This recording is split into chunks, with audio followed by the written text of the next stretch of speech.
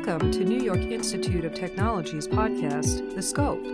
Produced by the College of Osteopathic Medicine, our episodes focus on the medical school experience and how it helps shape future physicians. Learn about exciting new health and wellness initiatives, cutting-edge medical research and technology, and how to effectively navigate medical school. We are excited to have you join us. Good afternoon and welcome to a very special Dean's Circle edition of the Scope podcast. I'm your host, Dr. Nicole Wadsworth, Dean of the New York Institute of Technology, College of Osteopathic Medicine. We're on location at the beautiful Sagamore Resort in Lake George, New York. It's my sincere privilege to welcome our very special guest, esteemed faculty physician, renowned medical educator, fervent researcher, author, and distinguished leadership coach, Dr. Florio Pipas. Thank you for joining us today. Before we delve into our conversation, I'd like to take a few moments to provide our listeners with a few highlights of your career. Dr. Pipas is nationally recognized as a passionate leader in education, research, clinical care, and is Professor Emerita of Community and Family Medicine at the Dartmouth Institute for Health Policy and Clinical Practice, and the Department of Medical Education at Geisel School of Medicine at Dartmouth. She also chairs the American Academy of Family Physicians, Physician Health First Initiative, and Well-Being Educators Program, and co-chairs the AAFP Physician Wellbeing Program. After practicing at Dartmouth for 25 years, Dr. Pipas retired from clinical care in 2019 to focus on education, research, and consulting related to physician well-being.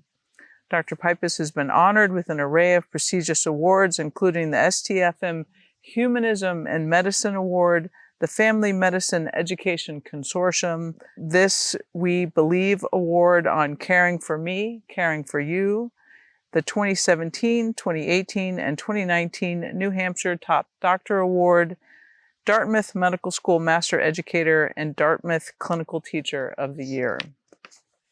Dr. Pipas is committed to improving health nationally and internationally. She authored the book, A Doctor's Dozen, 12 Strategies for Personal Health in a Culture of Wellness, which provides the framework for a wellness curriculum for health professionals and everyone else.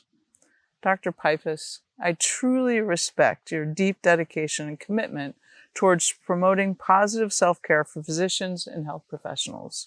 Sadly, due to the often multi-layered, vast responsibilities of physicians coupled with hectic work schedules and societal perceptions, they can become overloaded and at times ignore the need for taking time out for personal care.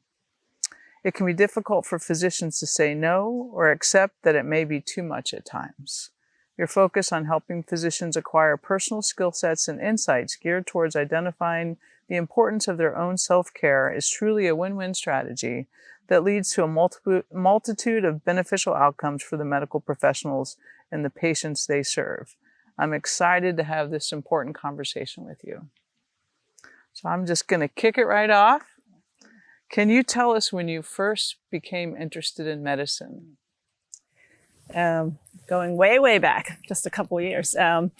I recall even in high school, I loved a particular faculty teacher, AP Anatomy and Physiology, and she was going to medical school. She had been teaching, and I loved to teach, and she had a commitment, a vision that she was going to be a doctor. And I remember her teaching was all about not just the anatomy and the physiology, but what she was going to be in the future. You know, I was also at the time teaching aerobics, and I loved sciences, and I don't have any doctors in my family, but I think at that point I kind of followed in some of her footsteps. And I stayed close to home and went to college and medical school in my home area. That's great. And we all certainly know how important mentors are and they help influence how we think and what we do. And she sounded really important. Mrs. Cipriani, that's right. I know that she would be proud to know that she influenced another medical career based on, a high school class. Yeah, that's great. That's great. So where do you see some of the greatest challenges for physicians and healthcare professionals today?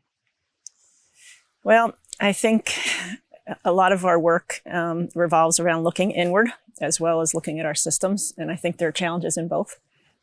So we have challenges in our way of thinking. I guess it may all boil down to culture, but we have a culture that brings us into this superhero image. And I think we buy into it out of survival, out of compassion for patients, putting them first. And I think that's a wonderful thing, but sometimes we do it at our own expense. And so I think some of our own thoughts, some of our own actions, missing lunch and skipping meals and not spending time with our own families. These are a very important part and a big challenge for us. Flip side, we have systems who have been very happy for that to happen. We have systems who are very happy for us to work robotically 24/7 and never stop because the workload exceeds the workforce. And so the demands have perpetuated that. And so I think we have challenges at both levels, the individual level and the institutional level. And I think fixing one without the other is not going to be sufficient. So we really have challenges that we have to address in both ways. We can be our own worst enemies, but many of us are in toxic environments. And despite our significant resilience as health professionals, we have not been able to thrive. Mm-hmm. And I think from my perspective, it seems like it's worsening in the recent past compared to perhaps 20 or 30 years ago. And there's a lot influencing that. Yes. Many people would point the finger at the EMR. I think there's a lot more to it. A lot of people would say, 2020 changed our whole universe, right? But I think there's a lot to be said for awareness. And a lot of the literature, Tate Schonefeld is one of the leaders in this area. He will say that it's really just an error previously of unawareness, and then that the awareness is what's rising because the literature is rising. We know that if we're burned out, it's impacting our patients. If we're burned out, it's impacting our systems. And so as that literature grows and we see patient outcomes fall and we see costs of healthcare systems rise, we see that we have more of a problem than we recognized, a significant public health problem. And I wonder, I'll sort of pose this as a question, the rise in accessibility to information, which you sort of alluded to already, and how that has impacted work process, workload.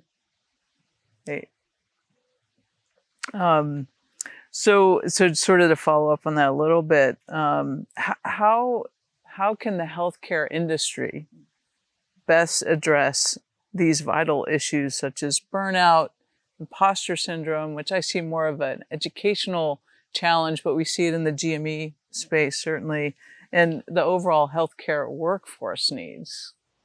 Yeah, big problem. I won't pretend that there's a small, simple answer to it, but I believe, like any transformation, right, if we're going to lead change in something, we have to look at it from a holistic and improvement process perspective.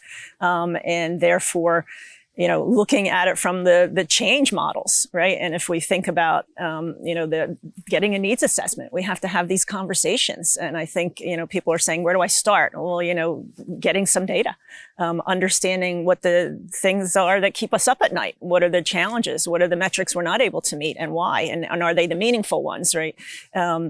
So when we look at whether it's Kotter's original model or, some of the new models that are around well-being or healthcare, we think we have to have a vision. And I think some of the data that's been out there, some of the studies that have been done is that institutions that have a vision for well-being, and every hospital system, every academic medical center has a vision, but it didn't always previously or traditionally include health professionals, right? We wanted to promote the health of our patients. We're all patients. And so I think understanding how vision is going to direct this movement. And so vision follows goals follow vision, and resources follow vision, and action follows vision, and outcomes follow vision. And so I think approaching it from that mindset of change that we have a system that's not working in so many ways. Whether you're a patient, you can't get access. Whether you're a physician, you can't go home at night. Whether you're somebody who's lost a colleague to suicide. We can't afford to continue in the model we're in. And so I think we have a lot of expertise in change. We have a lot of expertise in healthcare. And I think, when you look at all the literature, I think, in short summary, individuals need the time, they need the tools, and they need the permission. Systems need the expertise to change. They need leadership.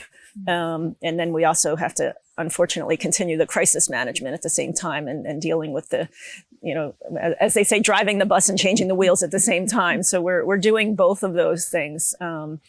And so it is going to be a process.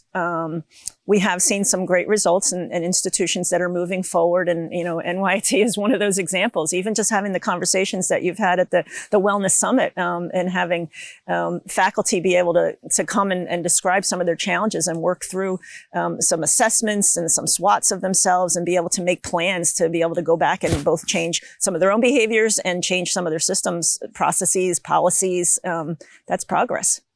It's huge. Good to hear. Yes. So I had mentioned as we opened the conference, I feel like this is mission critical, and that as a medical school, we can contribute significantly to helping students take care of themselves so that they can ultimately be the healthcare providers we need. There's no greater gift that you will give your students than believing that yourself. And I think that the schools like NYIT, that have leaders like yourself that believe in this mission, that are willing to act upon it, that get in and get dirty and acknowledge your own challenges and are vulnerable and authentic, are the ones that are really going to make that transformation and shift that paradigm. Because I think if we're all saying, well, it's someone else's problem and, you go fix it and it's a system issue. Well, we are the system, right? And we are the ones that have to create something better for the next generation. And I think if, at least in my experience, students, when they see us and they say, oh, you're doing fine, you're not struggling at all. And we say, that's correct. And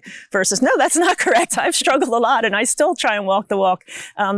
Students are going to feel like they belong as opposed to, they don't cut it and they can't be like us. And that perpetuates the imposter syndrome. So we have to stop that. We have to acknowledge none of us are superhuman, right? We all have challenges. We all have strengths, but we all have weaknesses as well, and we're just human. Right, and to have the permission to bring the whole thing to the environment, I think, will be powerful. Right, and to society. I know there are patients who don't want us to ever be sick, right? Patients that don't want us to ever need vacation, but we are human, and it's sometimes difficult because of the culture that has been created. But I think we're right in the middle of a wonderful paradigm shift in that. And I don't think it will have negative consequences. I think it can only help our profession. I think so too. I absolutely think so. So I'm going to shift gears just a smidge, but still in that sort of problem solving, how to move forward. The last 2 decades, we've seen incredible advancements in technology and medicine. How do you feel about the fast-paced changes that have impacted both physician self-care and patient care? I mean, you can't argue that technology and science are not wonderful things. I think, we welcome the change, but it puts pressure on people. And I think medicine is an exemplary profession where we have to do more all the time. And I don't see us as being as comfortable sundowning some things. And maybe there are some programs we've been doing that aren't necessary. And so how do we begin to take some of those pressures off? And, I know if we try and add even wellness into curriculum, well, what are we going to get rid of? What are we going to let go? What's the thing that we can, put aside? And so I think we have to be able to think out of the box and be creative because we can't do more. And I think that's one of the challenges is that more is not better. And we see that in so many aspects. I had the conversation this week at the conference of the idea of what did we take away from the whole pandemic? Like so many things paused, right? And there's some advantage in life to pause. to slowing down. People had more time with their families. They may not have had as much, community time, or they may have had a smaller bubble, but they had more intense relationships. They may not have traveled all over, but they had more connection with their own home. And so how can we learn from that? How can we bring those relationships into medicine and spend more time with mentoring? I think there's, obviously advantages and disadvantages to our Zoom world, right? We can Zoom all over the place. We can have wonderful conversations with people we couldn't have before. But the depth of relationships, I think, is challenged, particularly if you don't know someone and you're starting from a Zoom conversation. I think the students will agree that there's convenience to it, but to be able to just rub arms with a faculty member and mentor and hang out before and after class and say, hey, how did you do it this way? And what should I be thinking about? And I'm stuck here, and how do I go forward? And what was your career like? And all those questions that happen in the hallway. Mm-hmm. Yeah, those are really good points. And one of the things, maybe it's a fantasy, but that technology will somehow create more time and space so we can spend that time with our students, with our patients, right, as we move forward.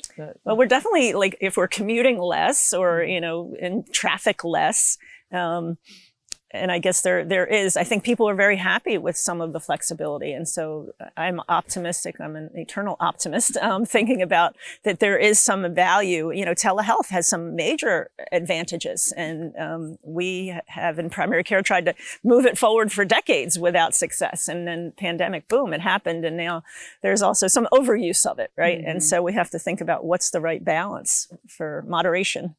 Right. Yeah, absolutely. So since 2020, you've co-chaired the AAFP Leading Physician Wellbeing Program, and last year added the role of chair for AAFP's Physician Health First initiatives. Can you tell us a little bit more about these programs and how they can positively influence the well-being of physicians today? Absolutely. I'm extremely proud of the work that the colleagues, and many of these areas were funded originally through grants, through United Health and through HRSA grants, and now are funded through the AFP. We have cohorts of 100 family physicians that are trained each year as leaders of change and champions of well-being. The major threads are leadership, process improvement, and well-being. And so it's a year-long program with multiple in-person as well as webinars by Zoom. And the skills are taught in all three of those areas. So the faculty learn by leading change in their own lives. So we do personal health improvement plans and leading changes in their system. Not all of them, or many of them, do not have titles in leadership. They are, leaders by action more so than by title, but trying to do systems well-being improvement projects and thinking about what can they do at a level of their team, at a level of their clinical group, their educational group, sometimes their community, sometimes their university, all different levels. But it's extremely rewarding, both to validate that we're not alone, that we have many of the same challenges across the nation. The work I do with AAMC has shown me that this happens across all disciplines. It's not just, my discipline in family medicine, but we're all struggling. The burnout rates are across the board. There's no one specialty or discipline I can tell students to go into and you'll be immune, unfortunately. But I think the work has allowed us to have now over 400 physicians who are trained to go out there and lead change in their institutions and their organizations. And, these are amazing people who, many of them were struggling and near burnout and have been able to be replenished and rejuvenated. And, it's not that we're all going to not struggle again. We will. But we have more tools in our toolbox. Mm-hmm. And that's the message to students as well, is that it's not going to be easy. This profession you've chosen is extremely rewarding, but there are stressors every single day. Mm-hmm. Yeah, absolutely. So on that note, you mentioned students, and I'll circle back to them a little bit. What are some personal qualities that you think are really important to either that you have or that you develop to be a healthy physician? Yeah, no, that's a great question. And these are ones that I still work on, right? Some may come natural, others very difficult. I think self-awareness is probably one of the biggest. I think the leader who's authentic, and there's so many definitions of leadership, but the one who is aware of their own strengths, the one who knows their own weaknesses, who knows their own, even ACE scores, right? We know where we've been and we know our experiences and where it's gotten us, what type of, styles we have with dealing with conflicts, how I work best with other people, how I handle my emotions. All of those things are critical. I think being able to have self-care as something that I would never give up is going to last us. And, the literature shows that our students come into medicine compared to their peers in college that don't come into medicine very high, very well. Their quality of life, mental health, physical health, emotional health is all really high.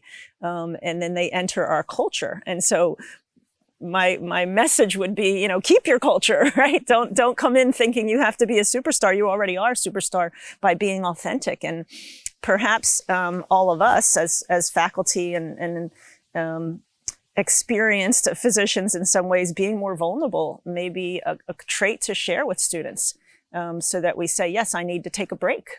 I need to have lunch. I need to get some sleep, right? I need to have some me time. To not think of those things as weaknesses, but to think of them as means of caring for ourselves in order to better care for others. So not to ever think that taking care of ourselves is a sign of laziness or a sign of selfishness, that doing so is our means of being good physicians. Mm-hmm. Yeah, and by doing that, you can bring who you are, your authentic self, and not doing those things. Certainly, we've seen it, I'm sure, in the clinical practice, the physician who isn't their authentic self. Right. Yeah, we have a lot of reactions to all the stressors, and those reactions are not always healthy. So if we can unwind some of those and do some replenishing of ourselves, then we will shine. And, we're picking the right students in medical school, but we have to make sure we nurture them and that they continue to nurture themselves. Right. Absolutely. So you mentioned a number of qualities that we would certainly encourage the medical students. Any other advice to them? I have deep sympathy for them, and they're facing so many things. I think we're somewhat contemporaries in our medical training that I didn't have to deal with. Right. And they walk into medical school worried about where they're going to do residency. I don't think I thought about residency in maybe fourth year of medical school. I hope we're not scaring them too much. Come to our field; it's an amazing profession, right? But keep your eyes open. And I'm thinking back on some of the advice that I got early on in training. I think of, well, even from my family, my father was like, always do the things that's hard because it builds character. I'm like, okay. Flip side, I hear from my mother, you can do anything, but it doesn't mean you have to do everything. Like, okay, somewhere in between. I think one of my first orientations at medical school, the Dean Ganella, came out and said to us, don't let medicine be an excuse to live your life. To not live your life. So make sure you're there when your nephew gets christened, right? Not to miss these things. I also remember in residency, one of my faculty members, he was a balance trainer, and Dr. Brock, and he always said, remember in the patient-doctor relationship, there's two of you. Right? And we're always trained that the patient-doctor relationship is about the patient. Well, it's called the patient-doctor relationship because there's, I'm in that as well. There's a me in medicine. I always say there's a me in CME. There's, the I and the you in public health. There's lots of ways to remind ourselves that we have to be present in this work. That's great advice. That's really great. Easier said than done, right? It's a daily commitment. It is. Right? It is. It really is. Remembering to walk the walk. Mm-hmm. It's easy when we're here. Beautiful. Oh, it's good. Yeah, this is just stunning. Setting. It's a good reminder. Enjoy the scenery. Mm-hmm. And yeah. I love your choice of locations. Yeah, this is really, really great. So I'd like to change gears a little bit and talk about your book, A Doctor's Dozen, 12 Strategies for Personal Health and a Culture of Wellness. So what inspired you to write the book? It's interesting related to your last question of, walking the walk. My husband still puts it under my pillow when I forget to walk it. But I was asked to write it because I tell stories and I'm a teacher, and that's the thing I love the most. I think my period of burnout came when I was doing too much. My plate was way too full. And I realized, I had gotten another degree, an MPH, in the middle of my career while I was already a full-time clinician and full-time, leading and leadership. I was our chief clinical officer, doing all types of things. And my mother said, how can one person do all that? And I remember thinking about, my own life and not eating well and not exercising, not spending time with the people that I loved. And I would tell stories as I taught, and I began to teach more along the lines of my students, residents, and colleagues, and realizing that many of us were not alone in this feeling. And so I began to do some research, and I began teaching courses on wellness within our curriculum. Initially, I had to squeeze it in within my leadership curriculum because that was the only curriculum I owned, and nobody would give me any more hours. So we just said, leading, I defined it as being able to sustain your own well-being. So I changed the definition and I changed the curriculum a little bit to include well-being. But it was really about the stories that I'd learned and lessons I'd learned from patients, the science behind evidence-based well-being strategies, and then teaching exercises. So each chapter has all of those. About half of the stories that I've written are about patients I've taken care of who are health professionals.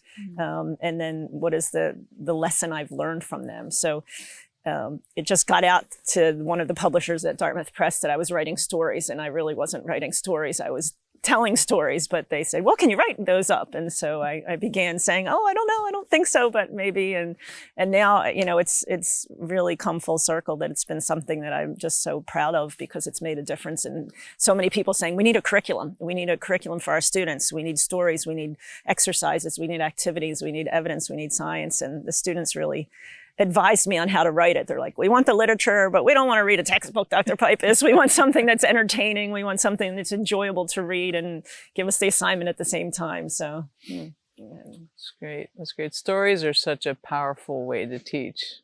Yeah, absolutely. And I think for me, stories really keep you connected to what you're doing. Yeah, I reread many of them all the time because people use it as book club, and I still feel it. I still feel the patients that I was with. I still feel those emotions and those struggles and the successes that they had. Mm-hmm. What's been the most unexpected feedback you received from readers? Unexpected feedback, I guess, I got to give this to my mother. Like people would say, I got to give this to my student. Everybody in my class has to read this. I couldn't put it down. I had one student say, really, Dr. Pipas, I really didn't plan on doing my homework. But I started reading it and I couldn't finish it. And I'm like, thank you for that feedback. So I think, I knew that my mother would read it. I knew if no one else read it, my mother would read it and she'd love it. But, it's been amazing. And it was written perfect timing. It wasn't timed to be perfect, but I think everything has been an imperfect storm since then. And so it's become, and the publisher will say, it's become more and more of a seller every year, which is not what happens with books. They usually kind of fizzle off. And this one seems to be. And I was like, yes, that's unfortunate because that's where we are in medicine. We are still struggling and we continue to struggle. And so it has become a timely piece to help everyone, faculty, students, residents, nurses. It really is something that can be applied to all aspects of our lives. That's great. Did writing the book change any components of your own personal wellness journey? I think it was really a way of probably testing me. I guess I would say that, and I do try and walk the walk all the time. It didn't really change what I did, but it did change my teaching because not that I didn't love teaching about diabetes and hypertension, right, depression, but I teach more about, and my audience changed too. I've done less and less clinical care and more teaching around this to other health professionals. So I work at multiple schools and multiple audiences, students, residents, faculty, nursing. Nursing seems to be one of the again, very challenged health professionals. They give and they give and they give, and then they have nothing left to give. So it did cause me to really question myself and say, am I really doing these? And I could honestly say, no, I'm not. And then to be okay with that, to really accept that it was okay that I wasn't perfect. I'm not aiming to be perfect, but that I could continue to learn just as I was teaching. And I often will learn with my audiences. And I'm very comfortable doing that. That's great. Yeah. I feel like this starts to pave the way and provide the permission Yes. for the joy in medicine. Yes. You mentioned already once, this is an amazing profession. Yes. And what you have the privilege to do is quite phenomenal. And that we've sort of beaten that out of healthcare providers is unfortunate, but we can regain it. It is a privilege. And I think when we lose that, it is so sad. It is so sad to see colleagues who come into our profession like so full of joy and wanting to make a difference, and then to see them drained. It just saddens me more than anything. And I think if we can give any one of them back this sense of hope, and usually it's a pause, but as you said, it's permission. It's okay to say no. It's okay to set some boundaries. It's okay. And I had some women even at the conference say, how come we don't allow people to do part-time? We shame them. We shame ourselves, right? We have to stop that process. You give where you can, and you can continue to sustain giving. And if you give too much, you can't. Right. Agreed. So on that note, and sort of looking into the future, how do you envision the growing acceptance, understanding, and pursuit of physician self-care will impact healthcare and communities moving forward? Only in a positive way. There's no question that physicians capturing the ability to include themselves in the mission, in the vision, in caring for themselves can only benefit all of our patients, right? It can only benefit all of society. We know that because if we're thriving, our patients will thrive. And if our patients thrive, the communities thrive. And so, back to that ecological model, the health of every individual impacts their family and their community and their organizations and their, the universe, if you go that high. And the community can only be as healthy as every individual. And so if you think about it from a healthcare perspective, we have so much impact on people's health. But if we're not healthy, we're the weak link in that. We're not going to see the exponential results that we have the potential to produce. Yeah. So as we finish up today, is there one last message or something you can impart on both our medical students that will be our caretakers and the providers of today? What would be that last message? Yeah, no, I think my main principle that I work from, that took me a while to really buy into, is that my own well-being is critical to my effectiveness as a mother, as a clinician, as an educator, as a researcher. I can fill in all the blanks, right? And when my tank is full, I can do anything. Right. But when I'm not and my batteries run out, I need to pause and replenish, recharge, and come back from me so that I can give to you. Great. Thank you. Thank you so much. This was such a great conversation. I'm in awe of your passionate quest for promoting positive health and wellness for physicians and healthcare professionals and everyone else. I would like to personally extend my gratitude to you for your dedication and compassion for care for others by selflessly sharing your personal experiences, your work, and outlining the valuable life lessons and programs for others to follow. You have personally created a vital wellness opportunities for those who provide healthcare and also for those who receive it.